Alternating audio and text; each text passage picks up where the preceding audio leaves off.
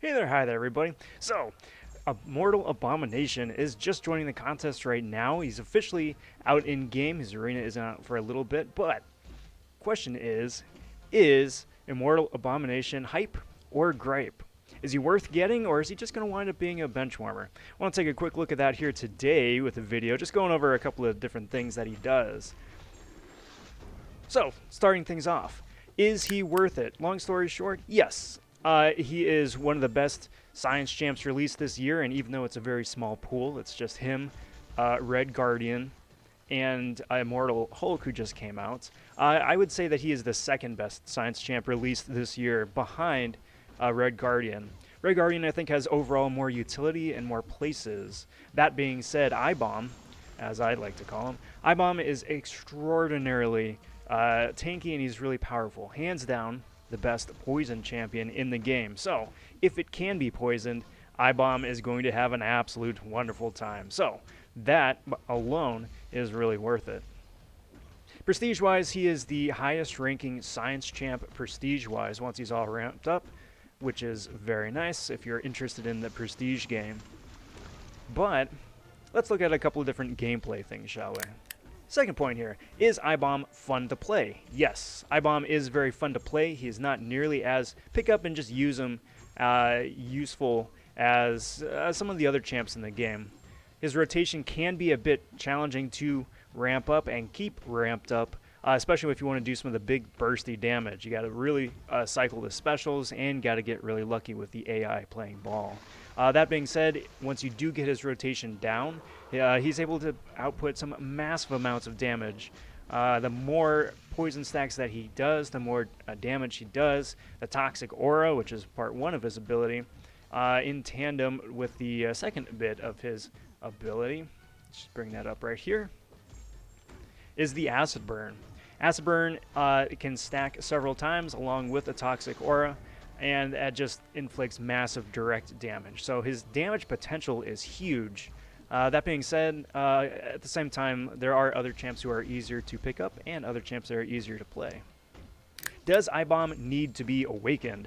It's another really interesting thing because he really kind of does. There's only a handful of champs this year that Kabam has released that need to be awakened in order to be useful, and of course you can play iBom unawakened. However, if you are able to get him awakened, he's going to just have a much better time.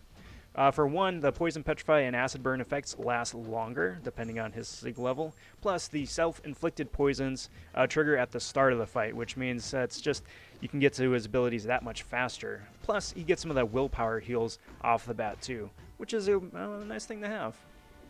Synergy-wise, though, iBom is not super great. He's got some interesting synergies with Red Skull, he's got an interesting synergy with King Groot, and he's got an interesting synergy with OG A-Bomb.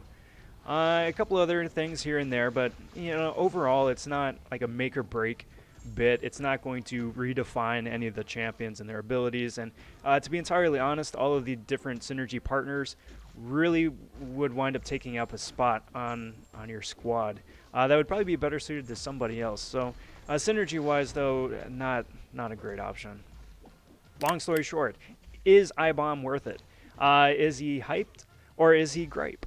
I would say that iBom overall is a really hyped champ. If you have the ability or the time to grind for him in Arena, I definitely recommend that. Hands down, he is the best poison champ in the game. He's tanky, and he can do a whole heck of a lot of damage. That being said, he isn't the best science champ in the game, and he's very niche, I suppose. Great for any nodes where it requires you to have a certain amount of debuffs on the opponent, or for like shifting immunities where you need to poison the opponent and then you can start doing damage. Very useful for that. Otherwise, even though he has some Void-esque abilities, Captain America, Infinity War-esque abilities, you still probably be better suited bringing Void or Beardo. So overall, I'd give the champion a solid B, B+. He has fun stuff. He's occasionally fun to play. It's somewhat challenging to keep up optimal sort of rotations between the specials and his damage output, but overall, thumbs up for iBom, definitely the better of the two champions this month, and if you do go for him in Crystals or in the Arena, I wish you the best of luck. I know I'm going for the 5-star myself in Arena, so Fingers crossed.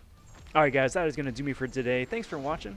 Get you to like and subscribe. All that stuff does help me out immensely, and I do very much appreciate it.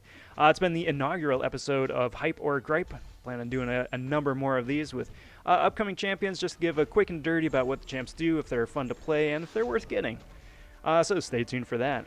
But till next time, take care, talk soon, stay safe, and be well everyone. Bye for now.